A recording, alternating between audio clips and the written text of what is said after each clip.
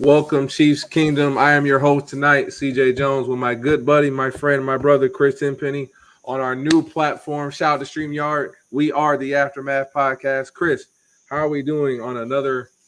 I know it's kind of dreadful long. We're very close to football, though, 100 days away. Off season, my friend. Dude, I'm doing good, man. It's good to see you. It's been a minute. We got this new little setup where actually you can see our faces and stream it a little bit on YouTube. And for those of you listening to the podcast, go check it out. If you want to see how ugly I am and how good CJ looks, it'll be nice. But Chris is the good looking one. but no, man, I'm excited. 100 days out from football, man. It's kind of 100 days. crazy. Hey, man, it flies by. It just seems like yesterday we were all running around Sprint Center and on Main Street talking about champs. So now we're just the draft gone, combine gone, offseason talk. Now we're here. Our team is pretty much set now, unless we get a very, very popular individual whose name has been circling around social media right now. I'm sure you all have heard him. His name is Deandre Hopkins, formerly of the Arizona Cardinals, who got released from there. He is officially a quote-unquote free agent to sign wherever he wants to go. The Cardinals paid him, I believe, $20 million when they cut him before pre-cut June 1st. So he's a very highly paid man, and now he decides where he wants to play football this fall in 2023. So, Chris, what are your thoughts, ideas, speculations, dreams, nightmares? Give me the word on this one, man.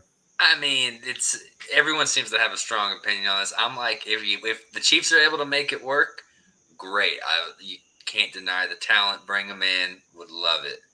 But if the Chiefs can't make it work financially, this team's still a Super Bowl champion caliber team. Like, I don't know, man. It's just I love DeAndre Hopkins. I love watching him. But if you had to make me pick which side, I'd say let someone else take him. I'm not really trying to see what he's got at this point. I'm not trying to spend the money. I'm not trying to waste resources when you've already spent so many resources on your current young wide receivers to bring him in. That's kind of where I'm at. That's just initial breakdown. What about you? What's your initial thoughts when you saw No, it? I got you. I've always been. It's the same thing before the draft.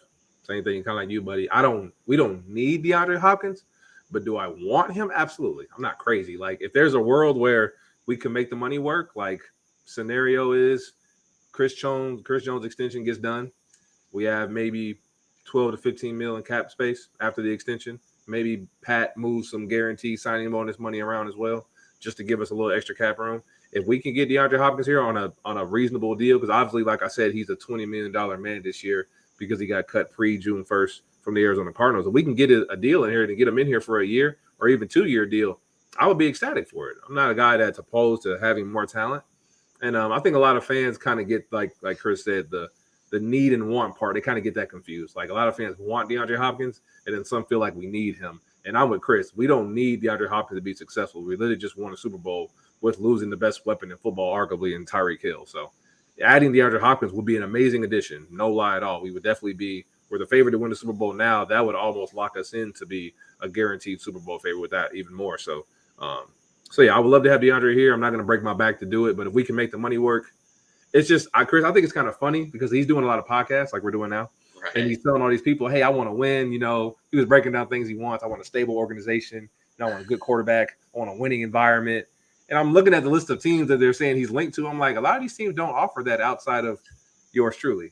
So when I'm looking at this scenario, I'm like, well, do you really want to win? Or are you just trying to gas up owners to pay you so you can go get your money? He's just trying to gas up, man. That's all he's trying to do. Like none of it's real. And the thing is, if you want DeAndre Hopkins, I think the main reason to actually want him is that you are very low on Kadarius Toney and his health, which is a fair stance to take. Absolutely. Because that's really the one thing that if Kadarius Toney goes out and only plays in 6 games this year, then yeah, we're going to be wishing that DeAndre Hopkins was on this team because then you're going to have MVS, Sky Moore, and a rookie in Rice with a bunch of journeyman receivers behind him, and so it's not great feeling. But if you're someone like me who thinks Kadarius Toney is going to play in 13 games this year, and I think it's going to, I am believing the hype the Chiefs are giving, which isn't always the right move, but I'm buying into it that he's going to be a number one, he's going to be 1,000-yard receiver and all that, and so with that stance, DeAndre Hopkins, just a lot of money and a lot of just things that come with having him on this current team. And even the good things that he would bring, is it worth the stunt of some of your younger receivers that you've invested in are going to need, beyond DeAndre Hopkins' time? No, absolutely. When you bring in a guy like DeAndre Hopkins, obviously, like we said earlier to our point, we're a Super Bowl contending team right now. We're the favorite. So if you brought in a guy like a legitimate chance of bringing in DeAndre Hopkins, that would pretty much like people would start having crazy conversations like 17-0 or back to back and all those crazy things. The media is going to run with. So all those talks will be very fun. They'd be very obvious, like be a joyous time to have those conversations. But in all reality, it would kind of be like killing two birds with one stone because he would help your young guys get better. He would give them a lot of time to grow into the Would playbook, he learn how to though? be a pro. But at the same time, like, okay, are you of the mind? It's like it depends who you ask. Some people think you don't get better from learning from people; you get better from actually playing. Then there's Mm-hmm. other people who think you do learn from other guys who are better than you because they teach you things that a playbook can't show you, or maybe some things that maybe you just don't. Hearing it and seeing it are different depending on the player or who you are as a team. So I feel what you're saying. Like my stance is kind of like I want DeAndre here. Like I'm not crazy because the fan in me wants to win, but as a player, you want the chance to prove yourself. So Right. regardless of who you bring in or not. So if I'm a Sky Moore or Rasheed Rice, I'm like, we don't need him. I can make plays myself. Like, and Pat's already gassing up Rasheed, said he run routes very well for a young guy. I know that's probably Pat being a quarterback talker. Maybe he's telling the truth. We don't know. And it's kind of hard to tell anything when guys are doing stuff in shorts and t-shirts. Like it's OTAs, minicamp. Like you can't really gauge off anything. But if he's picking up the playbook and Pat said he's listening and he's working well with the vets, that's the first step in being a rookie. Like listening and not being above yourself and not being above reproach. So um, I would love to have DeAndre here. Would he help the guys get better? Obviously, just because he knows so much about the game, but it would cut into their snap count for sure. I agree with you on that part. Yeah, and it's a little bit more beyond that too. Like he doesn't really, his play style doesn't really fit these young. Maybe Rice. Him and Rasheed, Watching yeah, the film, yeah, yeah. their play styles would be similar, but like Darius and Sky have such a different style there. I don't know where it would be added, but if he doesn't land with the Chiefs, and even though they're one of the heavily favored teams at this point, and I Mm-hmm. don't know how with the way the money is, there's some magic's gonna have to be worked to bring that Chris Jones deal. right, the Chris Jones deal. Um, but who do you think DeAndre is gonna go to? Like, The teams that obviously that make the most sense are obviously us and the Bills. Those two right, teams make the most sense because obviously he gets to play with an elite quarterback level, whether it be Patrick Mahomes or a Josh Allen. You get to play next to a number one weapon, whether it be Travis Kelsey or Stephon Diggs. So either one of those teams makes sense. Um, both teams are playing outdoors. There's not too much difference. Both teams have been in AFC Championship games. We've been in multiple Super Bowls. The Bills have been the team we've knocked out, granted on our side, but both teams are playing in cold weather. So by the end of the year in January, you're going to be playing in cold. Our cold weather is a little tad bit nicer than Buffalo because Buffalo is obviously close to the border, close to Canada, so their weather's a little worse than ours. But overall, situations are not too much different. There's some differences here and there. Like obviously, we all know Pat Mahomes is shoulders length and arms length better than Josh Allen, and our defense is pretty much set up nowadays to be. And it's funny. It's funny saying this because 2 years ago we would have never said that our defense was going to be better than Buffalo's. I think we have a legit shot. That's a legit statement we can say this year with the guys we have coming back, the talent we added, the rookies as having all that experience. We're younger and faster on most rooms, and we've made so many great moves for depth pieces. And we can honestly, I mean, your buddy Chris Jones has been on Twitter every day saying Chris that he wants his guy back. He they said want bring the shark back. So if 9-5 is saying he wants 55 to be back in the building, if I'm Beach, you kind of got to give him what he wants, and you're already paying him technically. So if there's a world where we come around July, we're in training camp and we're in St. Joe sweating it out, covering the Chiefs, and then we can hear an alert come across our phone and we see Frank Clark re-sign with the Chiefs. I think you may hear a roar across the whole state of Missouri if that actually happens. So, um, so now it would be amazing to have him back, and obviously this team is really good. But from DeAndre Hopkins' standpoint, if you don't go to the Bills or the Chiefs, are you really serious about winning? And I'm not mad at him for wanting to get his money, Chris. I'm right. never mad at players for taking bread. But don't tell me on all these platforms you want to win, and then you go to the Jaguars or you go to the Falcons. I'm like, are you really serious about winning? That's my only question. See, it's funny. The Jaguars I actually do kind of like because they have a young No, quarterback. They I like have it a too. young wide receiver. Like their defense has some young stars on there. They made a run last year. I Mhm. don't hate the Jaguars, but where if I was putting money on where he's going, I think he's going to Cleveland, man. Cleveland makes sense. I think, Former quarterback, yeah, is Deshaun Watson, where that makes sense. had some of the You get to play peaks with of his Amari Cooper and that career. offensive line. Amari Cooper takes it on this side. Is Chubb Njoku and still Kareem. there, right? And they've been joking. Chubb and Kareem both still under contract. Right back in the backfield, That probably the best team Deshaun's ever had since college. exactly. That O line is elite, and you put DeAndre, you just add DeAndre, and they traded for Elijah Moore from the Jets, and yeah. they still got David Bell, so they got that's a nice good Donovan Peoples. I don't know where their money is, but it's just like it's a good group. You see the rest of the division, like the Steelers are still going to be scrappy, but they're not going to be real threats. Win team, yeah. But the other two teams are Super Bowl favorites if Lamar stays healthy, and we know what Joe Burrow can do. Like I can see, instead of doing the smart thing like the Browns should do and investing in the defense, trying to slow these down, I can see him just trying to match firepower with firepower. Absolutely, bringing in DeAndre and seeing what happens. Like that'd be a hell of a group. I mean, if you're the Browns and you add in DeAndre Hopkins outside of the Bengals, and there's rumors going around that they may not bring Joe Mixon back, and they already lost some IJP Ron to the Broncos via free agency. So if Joe Mixon did leave the building and they added DeAndre Hopkins, you could argue they have the best set of weapons in that division, which has been the title for the Bengals for the last 3 years. So bringing in a guy like D-Hop, like you said, it would change things in the AFC North. And I know we've pretty much been in an arms race between Baltimore and Cincinnati. I told some friends this weekend, I was like, I'm not saying it now until it happens, but if the Browns somehow get D-Hop, I could see them winning the North. And that's not a crazy statement at all, honestly. No, for sure. And it's, for the right reasons, we kind of shy away from talking about the Browns because it just feels a little, it's the Browns and it feels a little gross still, talking about that quarterback. But let's be real. Deshaun was a top 5 guy before he was gone. For all you people who think he wasn't top 5 before the suspension, don't let the emotion get into it. Watch the tape. I know the Texans weren't good and we beat them with the magical comeback. Deshaun Watson was a top 5 quarterback in the league. If he can get back to top 8 style, like top 10 style with those weapons. So this is the best O-line he's ever had. Myles Garrett on the other side. Like, the defense is lacking in a little other places, but as long as you have a good pass rusher, if your offense is explosive, they can run the football with that team. Like, they can do it. If you're Stefanski coming into the season, you have 2 number 1 receivers. You have 2 great twos in Elijah Moore and Donovan Peoples-Jones. You have David Njoku, Kareem Hunt, Nick Chubb.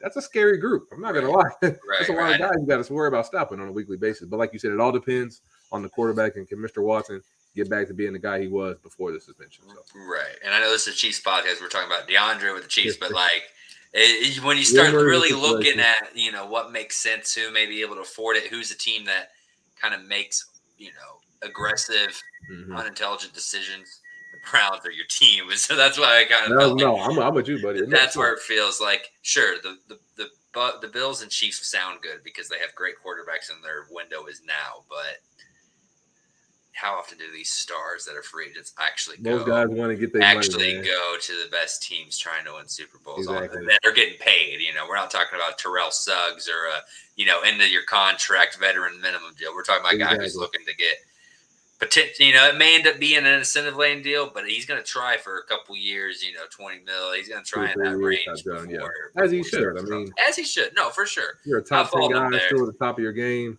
He still looked like DeAndre Hopkins last year.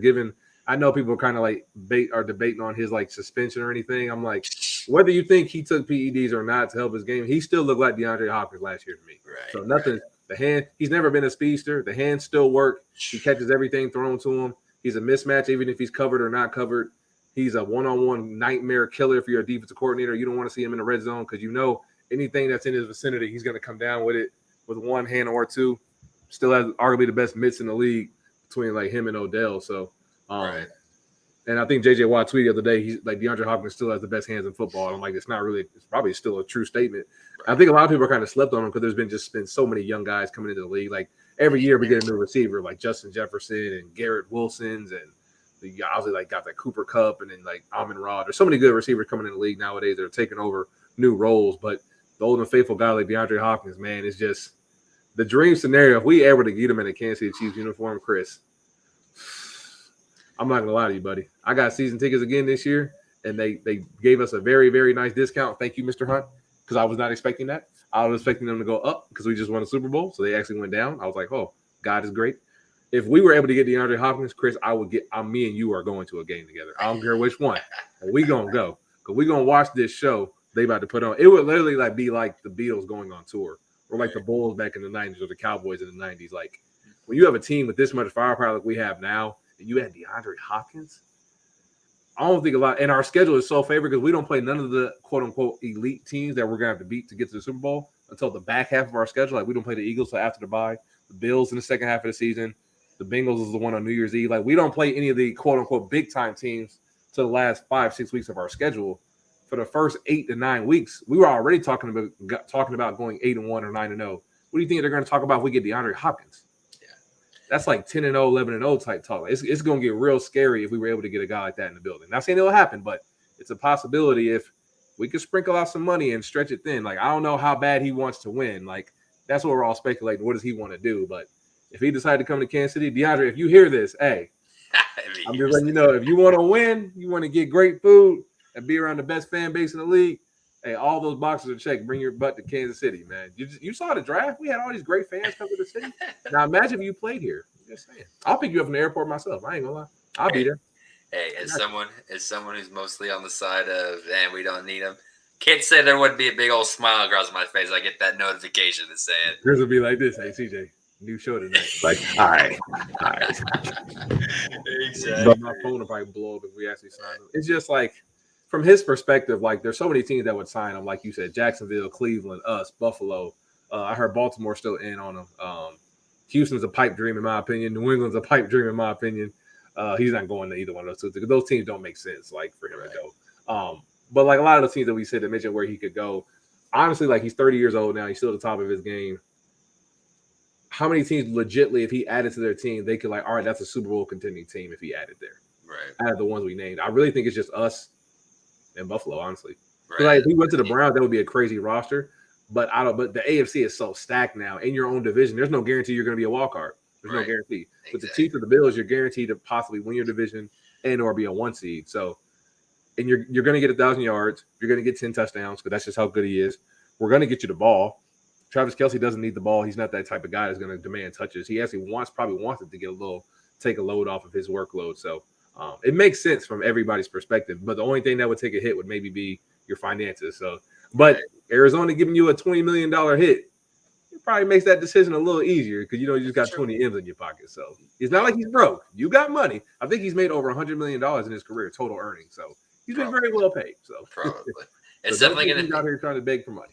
It is definitely going to be something fun to watch. And I wouldn't be surprised if this doesn't end very quickly and that we're talking this time next week about, even if it's not with the Chiefs, about where he's going and what it's. I expect this to linger on until training camp, honestly. Really? You don't think it's going to be?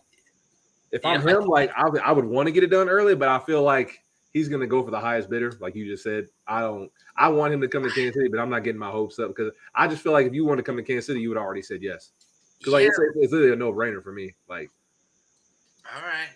I guess that makes sense. I was thinking, I was giving him too much credit for wanting to build chemistry, but I guess these older guys, even though he's only 30, 31, don't want to go to OTA. So that's fair. He's probably going to, at the very least, make sure he has to go just to training camp. So I can learn to play. That's fair. This is going to be a topic. This is going to be a topic for into July. You're right on that. Like it's usually training camp starts mid-July, and you start talking preseason games and all that. So I feel like once the fourth hits, we'll start having real conversations. That's a good point. Until the next 30 days, is he like, do I want to go to a team's facility for 30 days or work on my own? Right. I'll stay on my own for the next 2 days. They'll make a decision, I'm sure. It'll be the big domino for sure. For sure. Yeah, no, it's going to be fun to watch. I'm sure we'll be talking about it more. NFL Network going to eat this a lot. Oh, eat it. Every day. Such and such is big on, they're in on this. I'm like, oh my God. Every day. Somebody, we heard rumors that we're bid on, everybody's in on them. What do you mean? Right. No, one recruit in the country. He wants to go there. Duh. But now we're going to hit on some other big Chiefs topics, but right after, I don't know if it's real topics. We just got out with the real topics. The real topics. We'll get into those right after this brief message. What up, KC? All right. Welcome back to the second half of the Aftermath. And it's slow, CJ. As you know, we're kind of just sitting here waiting for real The conversations dog to go days, on. man. But there is one contract, and I'm on record saying I thought this domino was going to be the first or second domino, and clearly I was wrong. But Chris Jones' contract, man, like Hey, I he's been thought this tweeting was that going to beach get. every day. I thought this was going to get done immediately. I really did, and Me maybe too. it's like what I'm saying with the DeAndre Hopkins in the first take, where I was wrong on how long that's going to take. But are you surprised at all that we're into June and I mean, most of the other D tackles have already signed. Like Jeff Simmons got his extension. Dexter Lawrence got his. I think the last one, him and his representation are probably waiting on is Quentin Williams from the New York right? Jets. That's the next guy in line to get paid. He obviously had a top 5 D tackle season. Like Chris Jones, Aaron Donald, him, Dexter Lawrence, Jeffrey Simmons were the top guys as far as that position last year. Grady Jarrett as well for the Falcons. There's been a lot of good D tackles in the league. So I think Quentin Williams is probably the next guy in line to get paid. So if you're a Chris Jones, rightfully so, you were the best D tackle in football last year, DPOY candidate.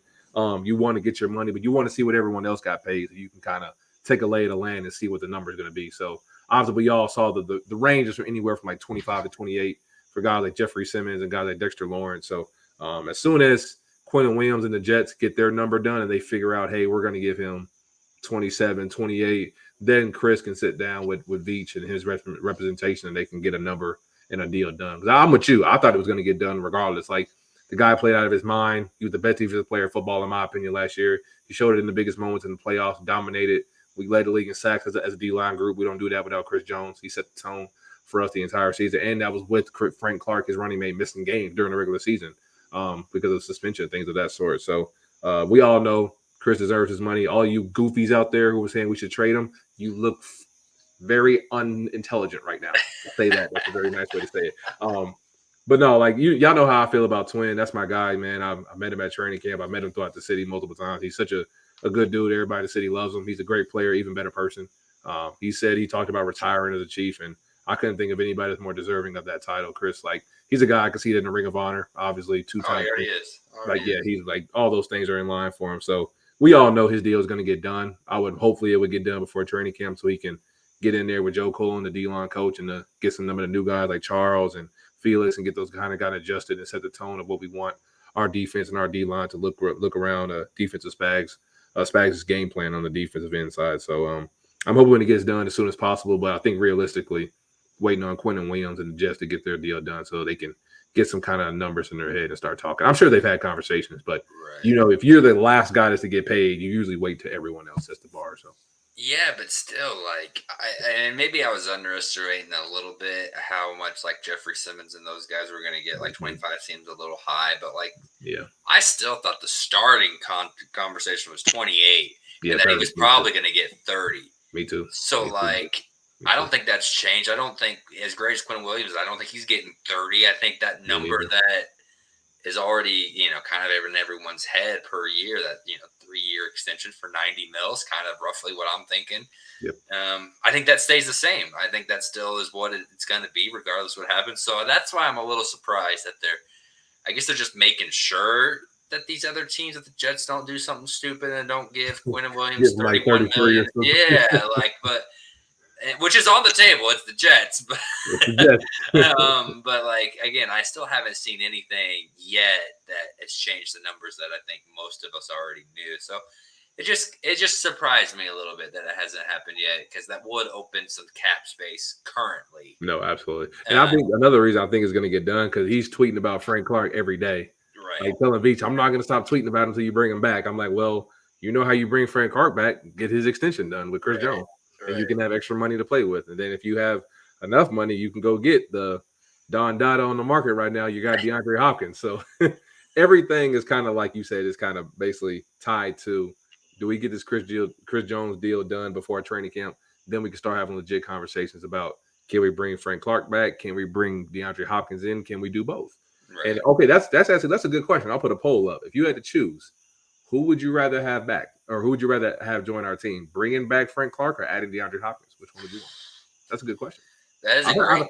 I've heard the timeline's been kind of 50-50 on that. So right, no, it's a really good question, and because they're completely different, like cost wise and need wise. Let's say money's not a factor. Who do you want? If money's not a factor, you take DeAndre Hopkins. Good Like job. if money's not an option, you take the better player at the Younger. lack of younger, better player at a position where it's a little bit more of an unknown. You got young guys, MVS, and an injury prone wide receiver. Like you take DeAndre Hopkins, but you throw the money aspect into Which is it, reality, yeah. and it becomes really difficult because like Frank through 18 weeks. I don't really know what he's going to get you. I don't really know You what don't he's know? going to. But you're Right. signing him For for January. January. Because you know what happens when you give me know, my crown. right? That Stop man, playing. I don't know. I don't care how old he is. Until I see otherwise, I know he Man, hits that January January time, he meter. flipped that switch, man. He's different, man. So Don't get it. it's an interesting question once you add that. I think I would lean on the side of Frank Clark because I don't think he's going to be expensive at all. And I know that Karlaftis really bonded well with him last year, and so that's already a known. Chris loves him. Joe loves him. Chris, that's already a known thing. While Mhm. Deandre is a more expensive unknown. So I'm leaning Frank, but I'm not sold on it. But I think that's where I'm going. Where do you land? It's a tough conversation. Money not involved. Definitely give me DeAndre Oh yeah, Hopkins. you give me D-Hop. Yeah, give me D-Hop any day of the week. With money, it's just kind of I'm cool. If money's involved, I'm cool either way. Like if I got an alert on my phone and it says we brought back Frank Clark, I'll be ecstatic because I'm That's like the not the D-line question, room. CJ. That's not Like, the question. If you had to pick, I gotta pick. yeah, you got to pick. I can't give the media answer. Chris does these when he's on his media shows. He says, "Giha." He be giving out media answers and stuff. All right, I gotta make a decision. D-Hop or Frank? Oh God. Based off the moves we've made this offseason,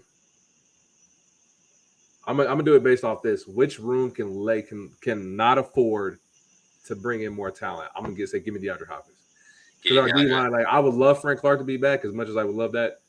But the D line room has depth now, even with losing guys like Frank Clark. We added guys like Felix, we added Keandre Coburn, we added Charles Omanehu in free agency.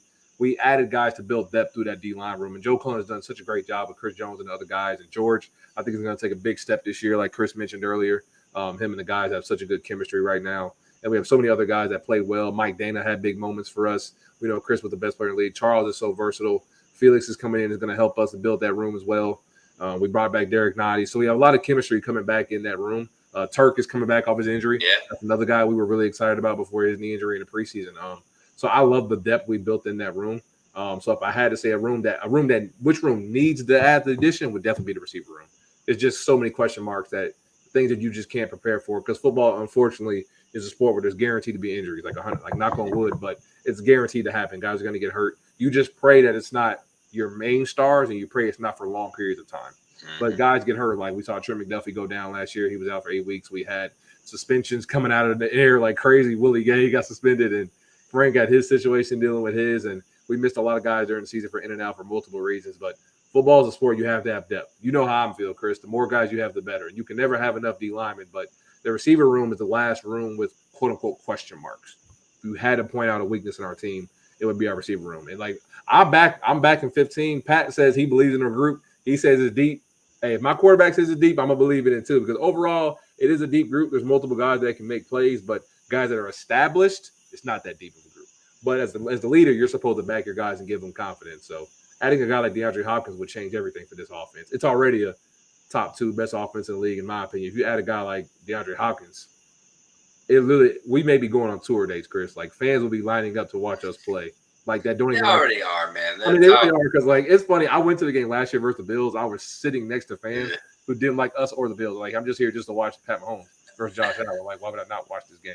I'm like, see, that's the kind of fans you get now. Don't even care about the team. You just want to go to the game. So right, exactly. If you're close by, like you get a chance to see those generational talents. You're gonna watch that game regardless. That's I don't think DeAndre Hopkins changes that. It adds an excitement on the fan base. Yeah, that's still there regardless. That's there regardless. He would just be like the icing on the cake. He would just be like on top. Right. Getting back to your question though, like if once they redo Chris Jones' contract and there's a certain amount of funds available, and then you have to choose one.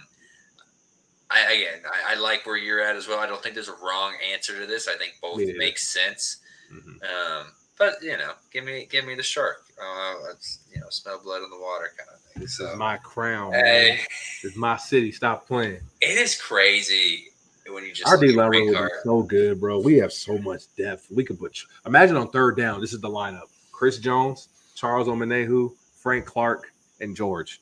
Yeah, yeah. And we can go NASCAR package. We could throw Felix in there if we want to, bro. That would be a crazy group. We would be arguably since the Mahomes era. This would probably be the best defense he's had, in my Oh opinion. yeah. I think this is going to be a top 10, top 12 defense this year. We're going to be really, really good. And the only thing that scares me a little bit is I'm curious what you think about the corner situation still. I Obviously, love that. and the reason I'm asking it is because you're asking some guys that overachieved last year to continue to replicate and not have sophomore slumps. Yeah. Like, I know what Snead is. I know Snead's going to be there.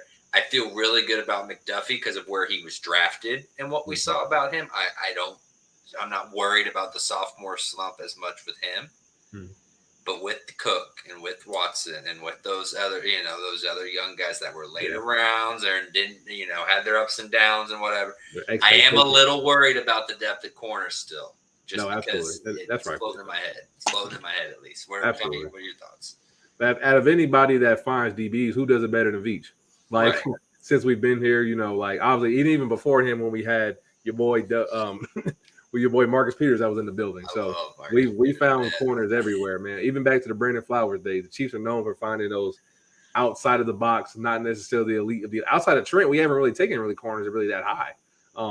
And our team other than Peters, I think Peters Marcus. So in Veach's era, Trent was the highest one taken. Most of the DBs we've taken are fifth round guys like Snead, and obviously Jalen and Josh were both fifth and seventh round picks last year, and Cook was like a fourth rounder, I believe. So most of the DBs we've taken are usually late guys. So Trent's the only one with real expectations. So and for those expectations come great responsibility. So that's why I believe Trent will have a good year because he had one of the lowest QBRs when he lined up when he played a full snap count during a game. And obviously he didn't get the full workload because he missed 8 weeks with a hamstring injury. But you could immediately see the secondary and the overall defense play better when 21's on the field. It just shows and a lot of people don't really notice it because it doesn't show in a box score, but quarterbacks didn't throw at Trent, honestly, a lot last year. They really don't. And I know a lot of people say, well, maybe he's just not being targeted. And there's a reason for that. When I don't hear your name, that means the quarterbacks don't want to try you. So right, but I'm saying this goes beyond Trent. I feel good about Trent. I feel good about Snead. It's just Thornhill's gone, so they're going to be asking a lot more in that secondary. Obviously, you have Justin Reed, who had a bad first 7-8 weeks or so, and then became one of the better safeties in the league quietly in the second half of the season. So you feel good about there, but with Brian Cook. Stay taking over, making sure that your seventh rounder and your I think Williams was the fourth rounder. Shamari Connor, aren't regressing a little. I'm not saying it's going to happen. It's just I've seen a lot of talk about what you said, where this is probably going to be the best defense that Mahomes has ever played with. I think there's a lot of truth to that. I'm just taking a little bit of a wire look, being like, what's the playing devil's advocate? Why couldn't this be the case? And being realistic, what's the weaknesses of this defense? Corner depth, sophomore slumps is still something I'm a little worried about. But then again, that's something I was worried about last year, and the kids came out and balled out, and it was awesome. So we'll see. But I just wanted to slow down a little bit on best defense. Both ends of the spectrum are very true. When you got a guy like Josh Williams and Jalen Watson, guys who were expected to come in and play, but then expect to get reps like that early. And I kind of appreciate Spags for what he does. I think we had a space one time on Twitter, and I think we had Josh on there talking to us. He says during the week in camp, he'll throw in a guy like Josh or Jalen who was like fourth in the depth chart or third and throw him in there with the ones on a random time. And those incidents and those situations they put you in during practice help because what happened in the AFC Championship game? Who was the first DB to get hurt? Snead. Right. And the guys had to go in there and play. Trent, you got to move to the number one and cover Chase. And Josh and Jalen, you're in there playing against guys like T. Higgins and Tyler Boyd before he gets hurt and covering guys like Hayden Hurst who gave us issues. And you had to go in there and play and try to cover these receivers. So that's a big moment in the biggest stage and the biggest moment of your career. So, and they played extremely well. And they got 2 interceptions off Joe Burrow. Really should have been 3 if Trent would have caught his. So right. Guys played well in the biggest moments. And I appreciate those guys for that because when you play in those big moments, there's nothing, you can't show no fear now. Going into this season, there should be no doubt to what you can do. No reason you can't get better. You should have expectations for yourself higher than whatever any kind of fan, us, coach, or media member, anybody except for yourself. You should have higher expectations for that because you know how good you are because you put the work in. And you've looked at, like we said last year, Chris, we saw every receiving core. We saw the Chargers twice. We saw the Bills receiving core. We saw the Bengals receiving core. We saw the Raiders twice. Who else did we see? We kept saying the only one we missed was Miami. Who they're going to see this year. We're going to see Miami this year. We saw the Seahawks last year with DK and Tyler Lockett. There wasn't a receiving core they didn't see, an elite receiver they didn't see on a week-to-week basis. So if you're that core, like we've seen it all last year, so there's no reason to be any kind of like doubt or fear. And obviously, like Chris said, big picture-wise, what's the weak point if you're an OC looking at the defense? Where do I exploit? They have a lot of young guys playing DB, so they're still going to get tested. You know, guys aren't going to give them the crown and tip them their hat to them yet because you had one good season. Now, like Chris's point, can see if you can do it again. Like you have one good year. Now let's see if you really like that. The guys I have least concern about, the least amount of concern would be obviously like Trent and Snead, because like Trent's going to be a guy that's going to be a 10-year starter, all pro. He's just locked in and solid. He was a first-round pick for a reason. He came out of Washington. They've produced so many good DBs at safety and corner, and he's a guy that he's covered so well. He's always in phase. He never really gets beat.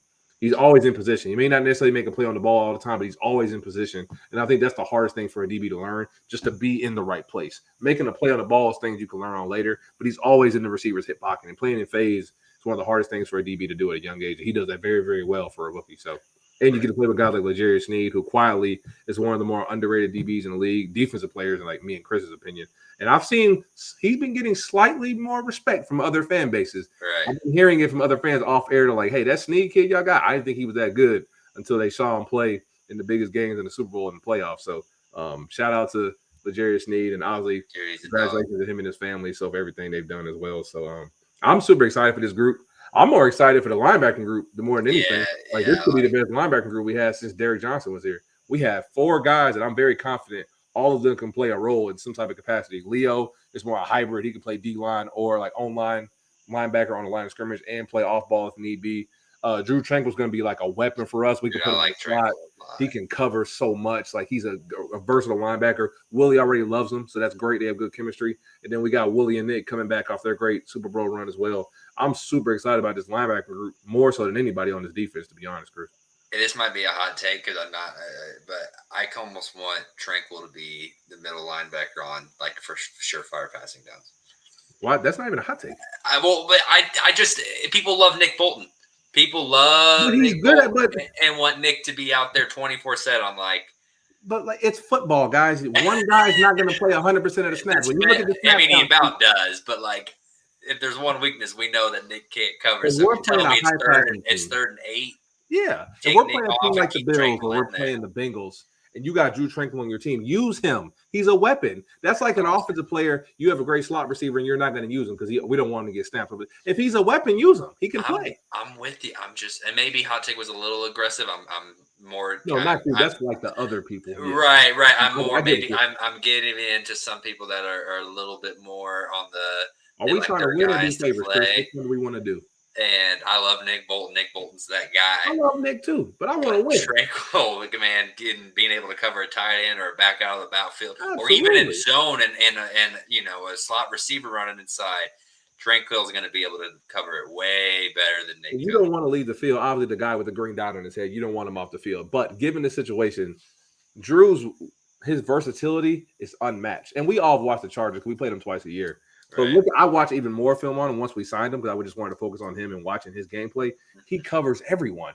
A slot receiver, shifty guys, he's done it. Tight ends, he's done it. Bigger slot receivers, he's done it. There's nobody in the slot he hasn't covered. So when you have that kind of guy, and if you want to go big dime, you can still keep Nick Bolton on the field. Yeah. Just put him on the side with the slower receiver and put Drew Tranquil to the side of the faster receiver or tight end in the middle of the field. You could put him there. So, and this may be Willie Gay snaps get cut into. But as a linebacker and as a defensive player in general, when you look at the snap count outside of Chris Jones, Nick Bolton, and L'Jarius Sneed, Trent McDuffie, those 4 guys. Yeah, who has a locked-in snap count outside of those? Like, you know their snap count is going to be the same every week. Yeah, nobody.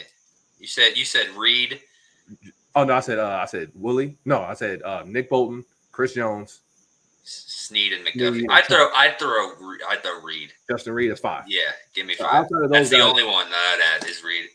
Everybody else snap count could vary each week. Exactly. You could have high this week based off matchup. It could be low. So those 5 guys for me and you would be the guys that are locked in every week. So if you're a Willie Gay or a Drew Tranquil or a Josh Williams or a Jalen Watson or a Brian Cook, you could switch every week. Byron Pringle. I know, I almost said Byron Pringle. Brian Cook. your snap count could switch week to week. You could have a 60% snap share this week. Next week it could be 30, based off the matchup and who we're playing. We could be playing a heavy run team like the Eagles, or we could be playing a pass heavy team. Like obviously we're going to play the Lions week 1. They love to throw the football. Then we're going to play the Jaguars the week after that. Snap counts could change. So I think just as a defensive player, you have to always be on your toes. Because like moments like Snead getting hurt versus the Bengals, we didn't know that was going to happen. But putting guys in the lineup in practice, like Josh said, that prepares you mentally. Because like, oh, Snead went down. I've done this before. We do this in practice almost every other week. Throw you in there with the ones. So that's what you're supposed to do. So like when I hear those conversations about, oh, he's going to cut into Willie's minutes. Are you his dad? Respectfully, I'm not trying to. Are you his daddy? Like, who cares? Like, I don't care. And I love Willie Gay to death. Willie, you my dog, bro. But like, I'm trying to win football games. And I'm sure if you ask the players, they're about the same thing too. If coach thinks he can help us win and he's good at what he does, Drew Tranquill can play. We're not putting him out there just because we like the way he looks. He can play ball. So if he's going to help us win, who cares? I'm about winning. I don't really care about like personal. Like if I'm a player, I want to stay on the field. I don't want to lose a chance to make more money. But as a fan, Chris, I don't care who's on the field. I want the guys that are going to help us win ball games. That's what matters. Amen to that, brother. I think on that beautiful "Let's just win, baby" rant by our own CJ.